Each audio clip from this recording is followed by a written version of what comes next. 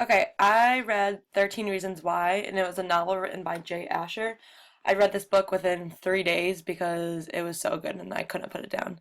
The idea of his book came from an audio tour he was once on where the eeriness of the voice in his ear throughout the tour struck him.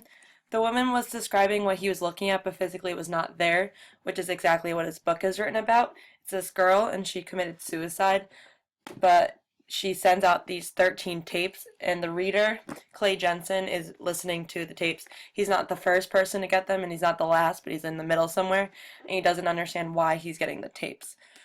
But he goes through flashbacks, thoughts in his head, real life experiences, and traveling to certain areas that are located with a red star on a map. Hannah provided with her tapes. So he travels throughout the book, going to each red star, and the author does a really good job in describing where he is, and you can get a really good picture in your head of what he's looking at. The book takes you through tape by tape, describing how Hannah's suicide was a snowball effect. The first person in the tape was Justin Foley. Didn't know the night he met Hannah at the bottom of the slide located in a nearby park would be the making of Hannah's snowball. What else? Jay Asher created this book because it gives some major key ideas. Some of the major key ideas were it's a suicide prevention novel, which informs its reader about the things that usually are hidden when it comes to suicide. It isn't something that happens overnight, nor does one just take their own life, but suicide is a snowball effect, and it is shown throughout the book of how everything can pile up and lead to someone committing suicide. Um, this his book was very realistic to how high school how you do go through high school. There's rumors, and then there's how people think of one another, and the rumors may not be true and they may be true, but everyone for some reason believes rumors no matter what. So Jay Asher, the author of this book, does a really good job in making sure that Hannah says what rumors are true and what aren't, and mostly they aren't true. The important thing to take from this book is that no matter what you deal with in life, just know that others might be dealing with something even worse.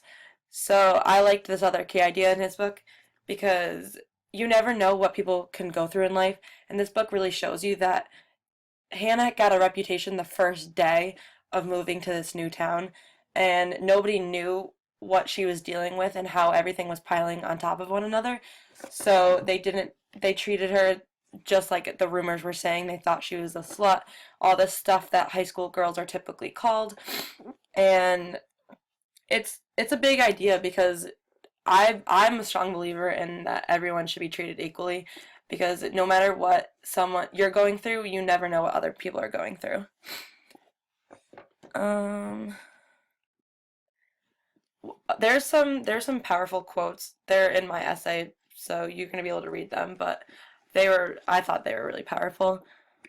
This book was used and implicated for my future health instruction. This book could be used for my future health instruction during my suicide prevention unit and just in general when I build rapport with students. Um, I don't want I'm going to be big on any rumors either created or spread within my classroom because of the effect that it does have on the children at that age. I want to make sure that students understand suicide and its snowball effect, as well as making sure that they treat everyone with full respect and no reputation. Actions don't just happen, they have a reason behind it, and I want my students to understand this concept completely. And one last thing, at the end of this book, it gives you the author Jay Asher was asked questions, and I thought that was pretty cool to be able to read. Some of the questions he was asked, if I can find them.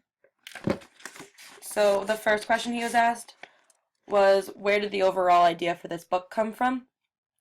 And he said, it happened kind of backward, with the idea for the unusual format coming before the subject matter.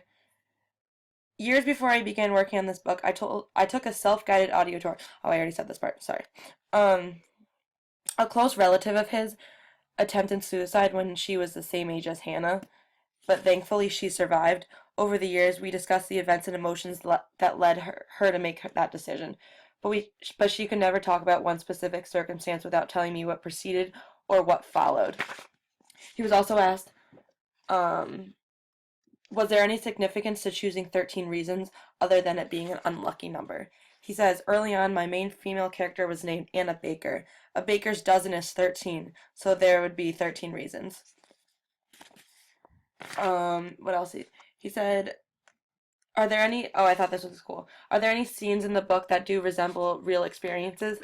He said, mostly the embarrassing ones. When Clay first meets Hannah at the going away party, that's exactly what happened when I met the girl I went on my first date with. When Zach and his friend slipped on wet grass and tumbled over each other while trying to impress a girl, Kate, in this instance, that also happened to him.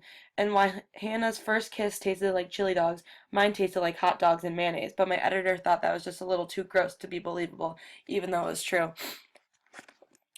Oh, I'm way over 5 minutes. Okay, so I just thought this book was awesome, and I really enjoyed reading it.